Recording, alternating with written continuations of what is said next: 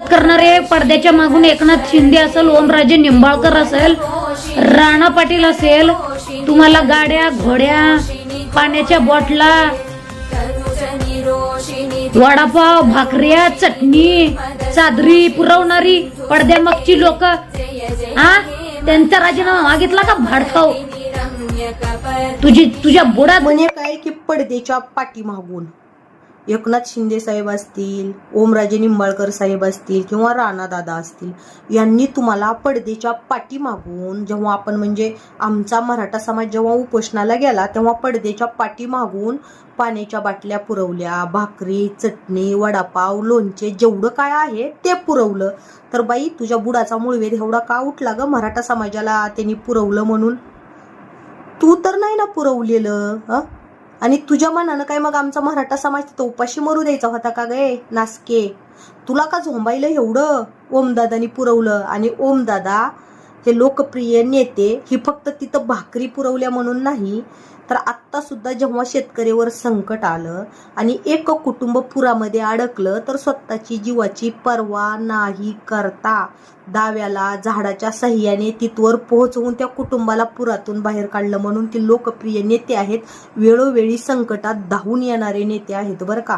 त्यामुळं तुझ्या बुडाचा मूळवेद नको उठू देऊ, फुटला तर फुकट मरशील की.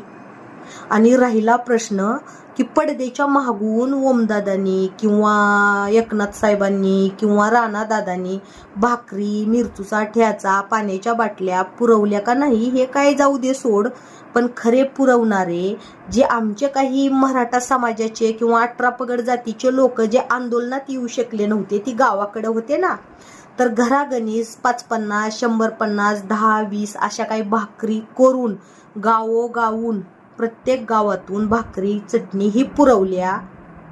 ही तुला माहितीच नाही बा उलट बाई. गावातल्या लोकांनी पुरवलं बरं का, पाण्याच्या बाटल्या चटण्या, पुन्हा काही हॉटेल मालक आहेत त्यांनी पुरवलं. फक्त दादानी किंवा एकनाथ साहेबांनी किंवा राणा दादानी नाही पुरवलेलं, तर अखंड समाजानं तिथले आमचे मराठा बांधव उपाशी नको मरायला, आंदोलक उपाशी नको मरायला म्हणून पुरवलं. पण तुझ्यासारख्या छपरी बाईला काय बोलावं ह्याची अक्कलच नाही. तुझ्या मनानं काय मराठा समाज उपाशी मरू द्यायचा होता का?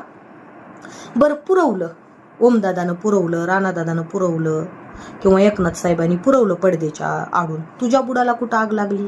तुझ्या घरातलं तर आणून दिलं नाही, तुझ्या कष्टाचं तर आणून दिलं नाही, मग तुझ्या बुडाला आग लागायची काय गरज आहे? तुला तर मागायला कोण आलं नाही. सगळं जी पुरवणारी लोक आहेत म्हणजे कोणते आमचे एकनाथ सर म्हणजे एकनाथ शिंदे, ओमदादा किंवा राणा दादा ह्यांनी जे पडद्याच्या पाठीमागून चटण्या